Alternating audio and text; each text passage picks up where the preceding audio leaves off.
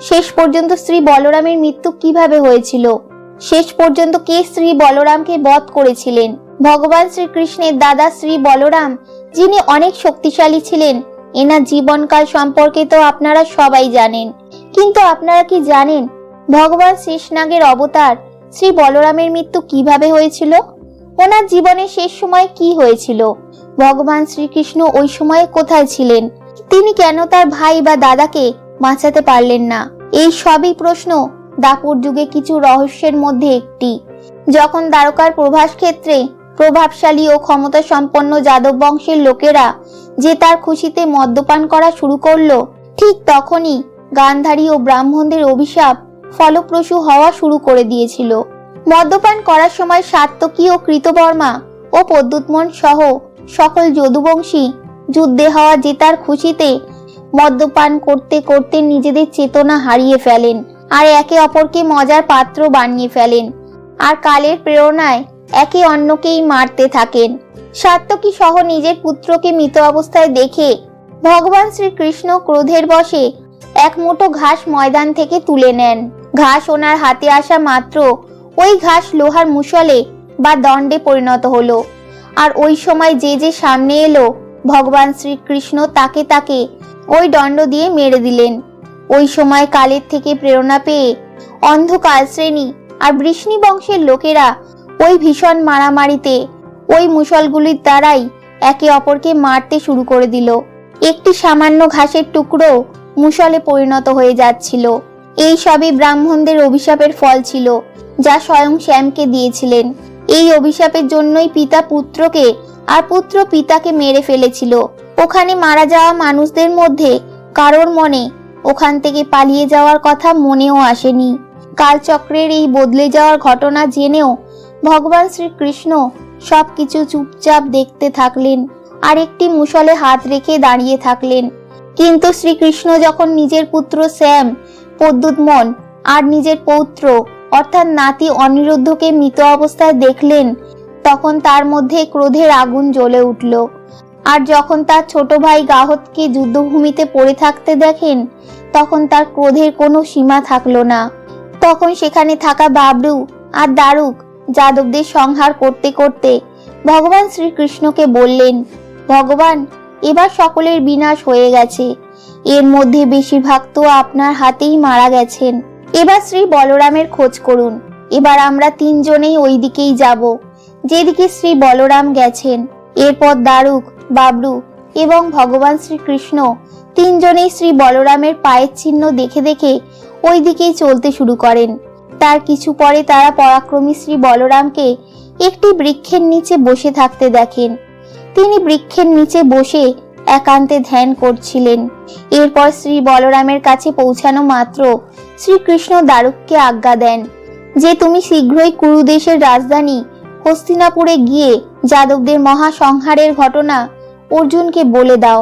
দারুক চলে গেলে ভগবান শ্রীকৃষ্ণের পাশে দাঁড়ানো প্রভুকে বললেন, আপনি যত শীঘ্র সম্ভব দ্বারকায় গিয়ে মহিলাদের রক্ষা করুন। এমন না হয় যেন ডাকাতেরা ধন সম্পত্তির লোভে ওদের প্রাণ নিয়ে নেয়। ভগবান শ্রীকৃষ্ণের আজ্ঞা পেয়ে সে দ্বারকার উদ্দেশ্যে বেরিয়ে পড়ে। কিন্তু সেও তো নিজেই মদের নেশার ঘোরে ছিলেন। দ্বিতীয়ত ওনার ভাই বন্ধুদের মারা যাওয়ার জন্য যথেষ্ট শোকগ্রস্ত ছিলেন। সে ভগবান শ্রীকৃষ্ণের পাশে দাঁড়িয়েই ছিলেন। আর তখনই ব্রাহ্মণ ও গান্ধারীর অভিশাপের ফলে ওখানে পাশেই এক ব্যাধের বাণে লেগে থাকা একটি মুষল উৎপন্ন হলো আর সেটা তার উপরে এসে পড়ল আর সাথেই ওনার প্রাণ চলে গেল। প্রভুকে মৃত অবস্থায় দেখে ভগবান শ্রীকৃষ্ণ তার দাদা বলরামকে বললেন, দাদা, আপনি এখানে থেকেই আমার আসার অপেক্ষা করুন, যতক্ষণ পর্যন্ত না দ্বারকার সমস্ত মহিলাদের পরিবারকে সুরক্ষিত করব। এই কথা বলে ভগবান শ্রীকৃষ্ণ দ্বারকাতে চলে গেলেন এবং তার পিতা বাসুদেবকে বললেন, পিতাশ্রী, আপনি অর্জুনের আসার প্রতীক্ষা করুন এবং দ্বারকার সমস্ত স্ত্রীদের রক্ষা করবেন। শ্রী বলরাম আমার আসার অপেক্ষায় বনে বসে আছেন। আমি এই সময় সমস্ত যদুবংশের বিনাশ দেখেছি। এর আগেও আমি গুরুকুলের সমস্ত রাজাদের বিনাশ দেখেছি। আর এরপর আমি ওই সমস্ত যাদবদের বিনা এখানে থাকতে পারবো না। আর তাই আমি শ্রী বলরামের সাথে বনে গিয়ে তপস্যা করব। এই বলে তিনি তার পিতার চরণ স্পর্শ করলেন। আর এরপর ভগবান শ্রীকৃষ্ণ ফিরে যেতে গেলেন। আর তখনই পেছন থেকে রাজ্যের সমস্ত মহিলাদের কান্নার আওয়াজ তার কানে গেল এবং তিনি ফিরে তাকালেন। আর শ্রীকৃষ্ণ তাদের সান্ত্বনা দিয়ে বললেন, দেখুন, অর্জুন শীঘ্রই এই নগরে আসবেন এবং তিনি আপনাদের সমস্ত সমস্যার সমাধান করবেন।